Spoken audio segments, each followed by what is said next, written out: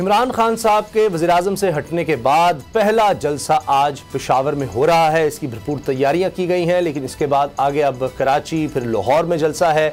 तहरीक इंसाफ कह रही है कि जी हुकूमत किसी सूरत नहीं चल सकती, जल्द अज जल्द इलेक्शन करवाए जाएं।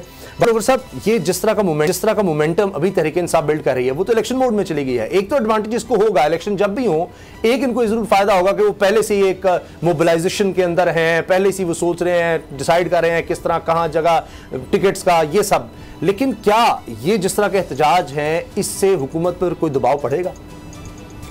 समझ साहब, एहतजाज से देखिए, और एहतजाज तो अपोजिशन ने भी बहुत ज़्यादा किए थे और कितना PTI पे दबाव बढ़ गया।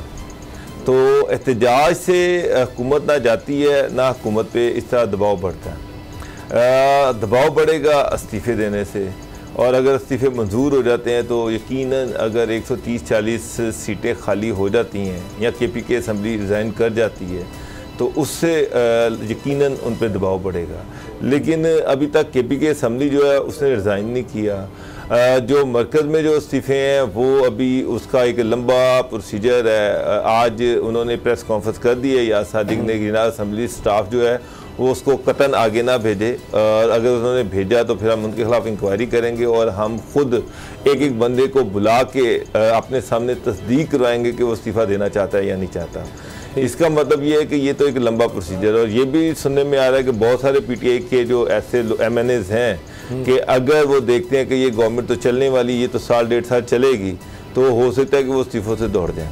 अच्छा, क्योंकि आगे पता कुछ नहीं है क्या होना है क्या नहीं होना, तो वो इस्तीफ़ों से दौड़ जाएँ। ये कहते हैं हम कोर्ट्स में जाएंगे। कोर्ट्स जो है अब मामला फिर वही आ गया कि क्या इनके सारे MNAs कोर्ट के सामने जाके ये कहेंगे कि जनाब हमने इस्तीफ़ा दे दिया है और स्पीकर हमारा इस्तीफ़ा मंजूर नहीं कर रहा, और स्पीकर जनाब और कोर्ट के सामने अपना जो स्टेटमेंट है वो रिकॉर्ड करवाएं। एक बड़ा लंबा मसला है। तो जलसों से गवर्नमेंट नहीं जाती, गवर्नमेंट जाती है प्रैक्टिकल स्टेप। प्रैक्टिकल स्टेप ये है कि जनाब पंजाब की गवर्नमेंट गिर जाए, KPK की गवर्नमेंट गिर जाए, ऊपर से इस्तीफ़े मंजूर हो जाए और हुकूमत पे इतना प्रेशर आ जाए कि जनाब के 2 सूबों के बगैर और आधी असम्बली के बगैर गवर्नमेंट चलाना मुश्किल हो जाए।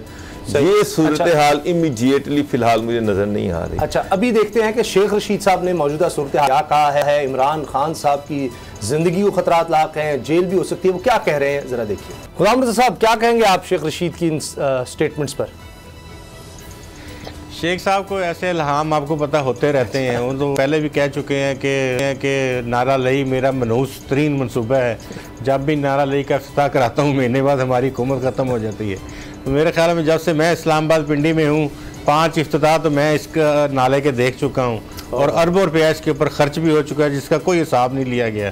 तो खान साहब एक और बात उन्होंने बड़ी ज़बरदस्त कही है कि इमरान खान की पॉलिटिक्स को जिंदा कर दिया है। तो ये वो मानते हैं कि इमरान खान की पॉलिटिक्स जो है वो मर गई थी, वो वफात पा गई थी, तो अभी जिंदा किया गया है उसको।